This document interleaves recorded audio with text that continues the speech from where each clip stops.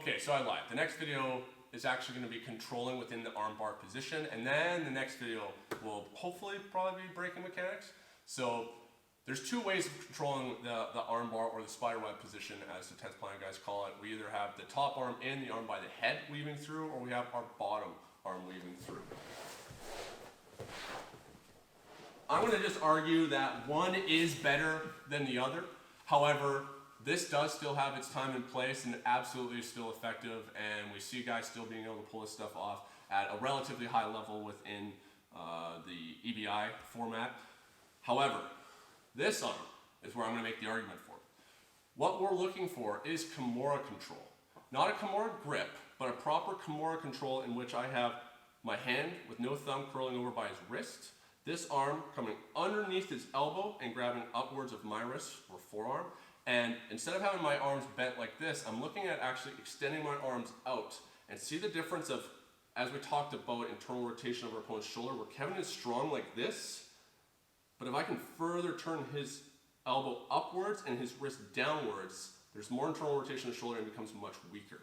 And so from here, if I needed to, you can absolutely connect your chest behind your opponent's elbow, just like as a temporary control so that there isn't space that allows our opponent to just extract the arm. But I am looking at trying to drive this wrist to the near elbow.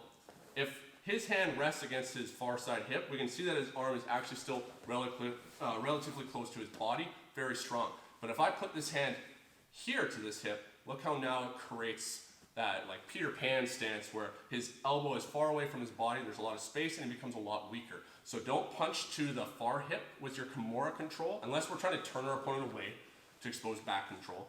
But looking to punch up here as much as possible. So we're punching the wrist down, and I'm lifting this elbow up by extending my elbow, the crook of my bicep and forearm into the back of his elbow here. I'm not down at his shoulder like this, here at the elbow to maximize my lever control. This is also made stronger by me being positioned slightly up at a 45-degree angle. If I'm down like this, I'm not able to obviously extend his elbow away from his body. It gets much closer to him. He's strong now. If I'm upwards here, I'm now able to create massive internal rotation of the shoulder. My legs can be either crossed, where I have them crossed behind my opponent's shoulder and elbow. I don't want to cross them like on top of him like this, unless I'm doing something like an X break where I'm controlling this lever to separate the grip, because there's levers now that he's able to access with like his forearm and elbow and push up, and I'm going to have a whole bunch of battling from here. But if I have my legs underneath, I prefer to close my top leg, the leg that's blocking his face and breaking his posture, underneath so that it's harder to access. The top leg is everything that's important. The bottom leg doesn't matter so much. If I have this crossed here, I mean, honestly, you're going to be overpowering the hell out of your opponent, so it's not like not going to make that much of a difference. But if I'm here, slight more risk of this possibly shedding off the top of my foot here, and now him having control of this leg, which then really causes me problems. So crossing here, trying to get underneath the shoulder if I can for that internal, for that rotational control of his shoulder. And that's going to already give me a lot more variation of how I have to finish this armbar, because him trying to hitchhiker now, it's very difficult because he can't recede this elbow or this shoulder or elbow.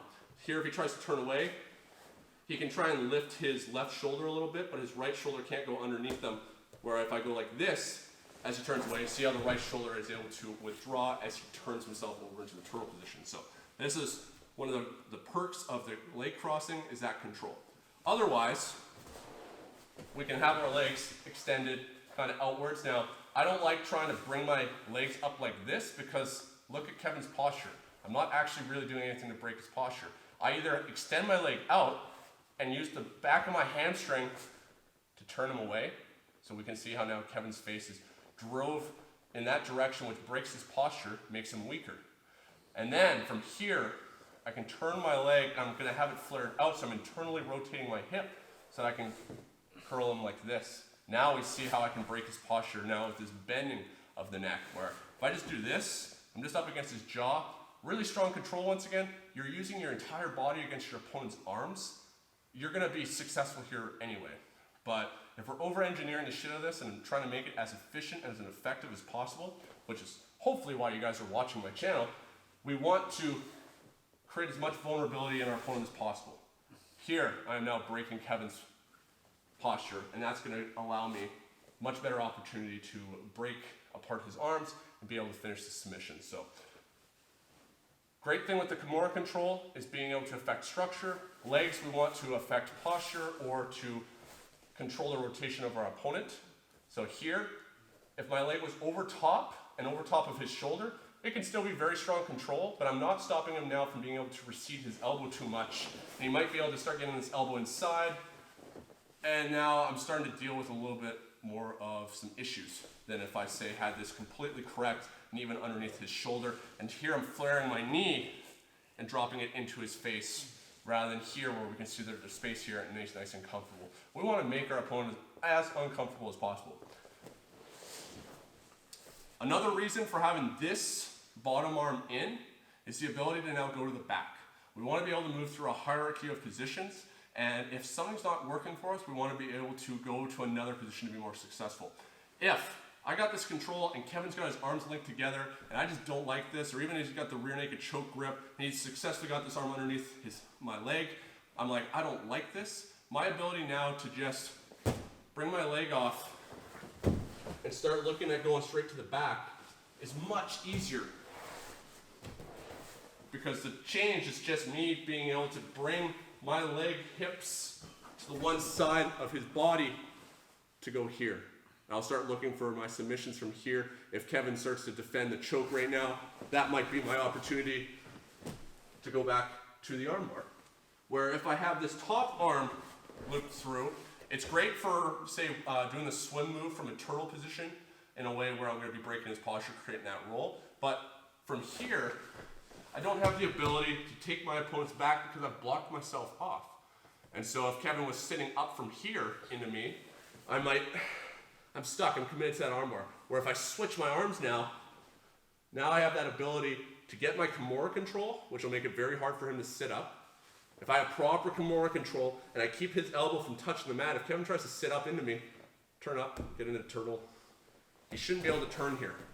And that's going to allow me to start setting up, finishing my back control and going straight into submissions. So I advocate using the bottom arm, the arm closer to the legs, weaving it underneath rather than the top arm on most occasions, just for the ability to use Kimura Control to cause vulnerability in our opponent's structure to make it easier to finish them, as well as give us more open opportunities to be able to transition to the back or being able to break their structure further for the breaking mechanics rather than having the traditional spiderweb control.